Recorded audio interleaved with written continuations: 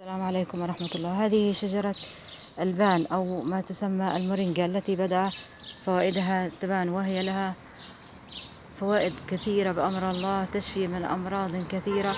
يمكن عمل شاي من أوراقها وجمعها وهي خضراء قبل أن تتساقط وتصفر، لأنها بعد مدة من الزمن تصفر. نقوم بجمعها وتجفيفها وعملها كشاي نشرب منه. ومن البذور يستخرج زيت للأكل وللتجميل، ولها فوائد عديدة. والله سبحانه وتعالى الموفق لما يحب ويرضى.